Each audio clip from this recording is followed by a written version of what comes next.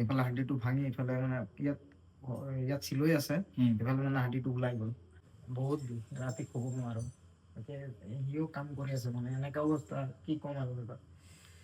বিষত যন্ত্ৰণাত তেওঁ কেকাই থাকিবলগীয়া হয়। আহি পেলাই মোৰ ওচৰত দুখ কৰিছে যে কিবা এটা তেওঁ সহায় কৰিব লাগে। মিছেছেও কিবা কৰে, 150 টকা মান সদায় পায়, আৰু সদায় চাগে কামো নাপায় লোকেল জেগাত। সপ্তাহত 3 দিন খাবলৈ প্ৰব্লেম হ'ব। আৰু ভাবক মানে আপোনালোকে, এতিয়া তেওঁলোকৰ নিজৰে চলিবলৈ অৱস্থা নাই, তাকো আকৌ বাল্য বিবাহৰ কেছ লাগি মানে 3 মাহ মান বাকী আছিল নেকি ন? 2 মাহ বাকী আছিল। বহু জেগাত তেওঁলোকে পইচা দিলে বুলি কৈছে, মানে বিভিন্ন জেগাত পইচা দিছে, মই নাম মেনশ্যন নকৰো বাৰু। তাৰ পিছতো তেওঁলোকৰ ওপৰত আকৌ নটিচ আহিছে। কেই তাৰিখে যাব লাগে কোৰ্টলৈ? অক্টোবৰ 10 তাৰিখ। গতিকে এইবিলাকৰ সন্দৰ্ভত মই একো নকওঁ, ৰাইজে বিচাৰ কৰিব বা ৰাইজে বিবেচনা কৰিব কেনেকুৱা কি হৈছে। নমস্কাৰ, আচলতে আজি ঘৰতে আছিলো, আৰু ঘৰত থাকোতে এটা পৰিয়াল আহিছিলে মোৰ ওচৰলৈ। আৰু তোমাৰ নামটো কি অলপ কৈ দিয়া? অজয় ঘোষ। অজয় ঘোষ। আৰু তোমাৰ নাম? প্ৰীতি ঘোষ। আৰু তোমালোকৰ ল'ৰা? তো তেওঁৰ কি হৈছে, মানে মোটামুটি 2019 চনত এটা তেওঁৰ এক্সিডেণ্ট হৈছিল, খুব মেজৰ এক্সিডেণ্ট হৈছিল, আৰু তেওঁৰ এটা ভৰি ভাঙিছিল। কোনটো ভাঙিছিল তোমাৰ? বাওঁ ভৰিটো তেওঁৰ ভাঙিছিল। আৰু আপোনালোকক মই দেখাই দিওঁ মানে কেনেকুৱা অৱস্থাৰ আছিল তেওঁৰ গোটেই হেৰিটো। তো এনেকে এই ধৰণে তেওঁ ভৰিখন ভাঙিছিলে, আৰু পিছত এই ধৰণে এনেকে নট লগাই দিছিলে। তো এনেকে ভিতৰত মানে লোহা ভৰা এনেকে স্ক্ৰু লগাই নট লগাই দিছিলে, আৰু 6 মাহ মানৰ পিছতে তেওঁলোকক কৈছিল যে মানে এই যিবোৰ ৰড লগাই দিছে এইটো খুলি দিবৰ কাৰণে কৈছিলে, কিন্তু পইচাৰ অসুবিধাৰ কাৰণে তেওঁলোকে আজি কিমান দিন হ'ল এইটো? প্ৰায় 5 বছৰ হ'ল, আৰু 5 বছৰ হ'ল এতিয়ালৈকে তেওঁলোকে মানে সেইটো খুলিব পৰা নাই। আৰু খুলিব পৰা নাই, সদায় মানে বিভিন্ন ধৰণৰ বিষত যন্ত্ৰণাত তেওঁ কেকাই থাকিবলগীয়া হয়। আহি পেলাই মোৰ ওচৰত দুখ কৰিছে যে কিবা এটা তেওঁ সহায় কৰিব লাগে, বা যিখিনি তেওঁৰ মানে লোহাডাল উলিয়াই দিয়াৰ ক্ষেত্ৰত তেওঁ সহায় কৰিব লাগে। চ' মই কথা পাতিলো তেওঁৰ লগত, মই হস্পিটেলতো কথা পাতিছো, আৰু ভাবিছো আমাৰ ফালৰ পৰা আমি যি পাৰো সহায় কৰি পেলাই, কাৰণ ইয়াৰ পৰা যিহেতু গুৱাহাটীৰ ফালে নিব লাগিব, আমাৰ হোজাই হয়, হোজাই ডিষ্ট্ৰিক্টত। তোমাৰ এড্ৰেছটো ক'ত আছিলে? মইনাপুৰ বজাৰ শিৱ মন্দিৰৰ লগত। মইনাপুৰ বজাৰ শিৱ মন্দিৰৰ লগত। অলপ কৈ দিয়াচোন কেনেকুৱা কি হৈছিলে? মানে দাদা বাইকেৰে গৈ আছিলো, যোৱাৰ সময়তে লগৰটোৱে মানে সি কন্ট্ৰোল কৰিব পৰা নাই, ডাইৰেক্ট মানে 4 লাইনৰ পৰা চাপাত বাগান আছিলে, চাপাত বাগানত মানে গাড়ীটো ডাইৰেক্ট সোমাই দিছে। আৰু 90 মান পিকআপ আছিলে। তো পৰাৰ পিছত তাৰতো এইটো হাৰ্ডি ভাঙিছে, মোৰ ডাইৰেক্ট মানে মই খাৰা পৰি গ'লো মানুহটো। পৰাৰ পিছত ভৰিটো মানে মূৰ খাই গ'ল, এইফালে হাৰ্ডিটো ভাঙি এইফালে মানে ইয়াত চিলৈ আছে, এইফালে মানে হাৰ্ডিটো ওলাই গ'ল। কিমান পইচা গৈছে তেতিয়া তোমাৰ? তাত মিনিমাম 80,000 মান গৈছে, নজনা সত্ত্বে দাদাহঁতে কৈছে। ক'ত পাইছিলা 80,000 টকা তেতিয়া? গছ বেচিলো, চেগুন গছ, তাৰপিছত ধান আছিলে, আৰু মোৰ নিজৰ কামৰ টকা আছিলে, সেইখিনি দি পেলাই চিকিৎসা কৰালে। আৰু পিছত এই ৰডডাল ওলাবলৈ পইচা ক'ত নাখালে তোমালোকৰ? তাৰপিছত এতিয়া কেনেকে চলি আছা? মানে কাম বন কৰিব পাৰে নে? বেছি খাৰাপ থাকিব নোৱাৰো, বেছি সময় খাৰা থাকিব নোৱাৰা, আৰু বিষ হয়? বহুত বিষ, ৰাতি শুব নোৱাৰো। সিও কাম কৰি আছে, মানে এনেকা অৱস্থা, কি ক'ম আৰু দাদা। বহুত কষ্ট দাদা। মানে তোমাৰ মিছেছেও কাম কৰি আছে। তেওঁ বিয়া কৰোৱা কিমান হৈছে তোমাৰ? 2021ত। আৰু তেওঁ তোমাৰ বাচ্চাটোৰ কিমান বছৰ হৈছে বয়স? 2.5 বছৰ হৈছে।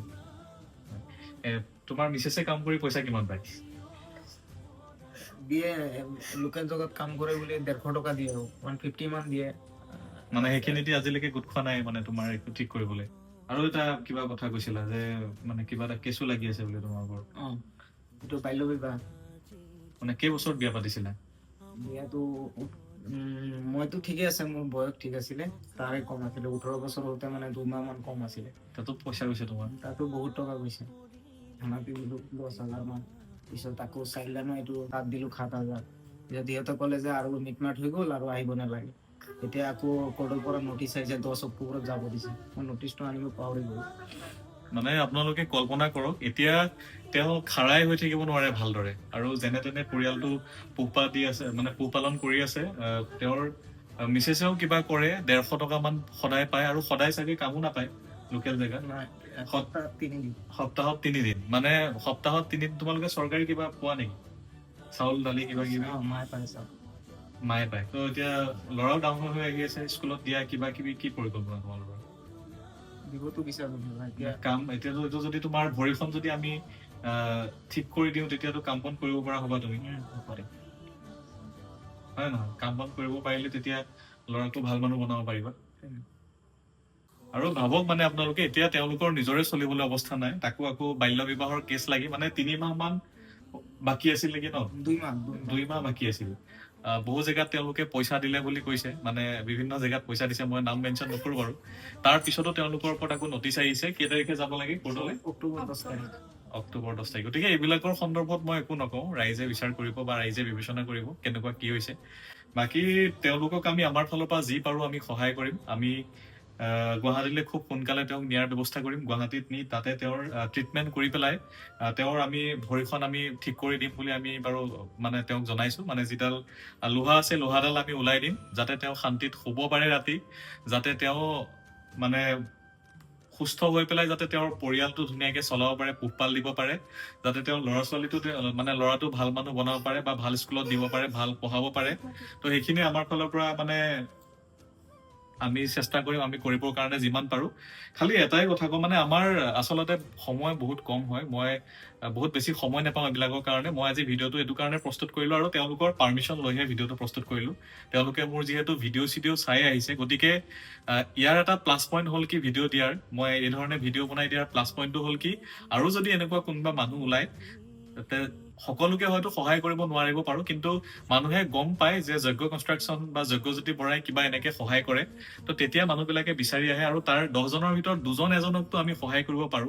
চ' সেইকাৰণে ভিডিঅ'টো প্ৰস্তুত কৰা যায়। আৰু ইয়াত আৰু এটা উদ্দেশ্য আছে আমাৰ, গুৱাহাটীৰ আমাৰ মানে GMC বা এনেকুৱা ধৰণৰ কোনোবা যদি কাম কৰা লোকে বা তাৰ যদি কোনোবা মানুহে যদি চাই আছে ভিডিঅ'টো, তেতিয়াহ'লে আমাক কাইণ্ডলি এবাৰ যোগাযোগ কৰিব। আমি কি ধৰণে তেওঁৰ কামখিনি কৰিব পাৰো, বাকী তেওঁৰ অহা যোৱা থকা খোৱা পৰা আদি কৰি তাত যিখিনি খৰচা হয়, গোটেই খৰচাখিনি 100% মই আমাৰ ফালৰ পৰা আমি বহন কৰি পেলাই তেওঁক সুস্থ কৰিবলৈ আমি চেষ্টা কৰিম। আৰু লাষ্ট টাইম তোমাৰ যিটো হ'ল মানে ধৰা তোমাৰ কেছটো লাগিলে, তাত তোমাৰ কিমান পইচা গ'ল মোটামুটি? লাষ্টত অহা যোৱা কৰি ধৰক 20,000 মান গৈছে। সেইটো পইচা ক'ত পালা তোমালোকে? এইটো পইচা আপোনাৰ গৰুটো তাৰ দেউতা মা যেতিয়া আছিলে, মা ঢুকাই গ'ল। এতিয়া মা থকাৰ সময়ত মা দিছে 10,000 দিছিলে, আৰু মোৰ এটা গৰু পোৱালি আছিলে, সেইটো বেচিছিলে 7,500 টকা। এতিয়া আৰু পইচা গোট খোৱা নাই ঠিক কৰিবলৈ? এতিয়া খাবলৈ প্ৰব্লেম দিব। গতিকে চাওঁ আমি কি সহায় কৰিব পাৰো। আমি যিমান পাৰো সোনকালে তেওঁৰ ভৰিখন আমি সুস্থ কৰি দিয়াৰ আমি 100% চেষ্টা কৰিম, আৰু সুস্থ হোৱাৰ পিছত আপোনালোকক মই পুনৰ এটা ভিডিঅ' বনাই পেলাই দেখাম বাৰু। ধন্যবাদ সকলোকে।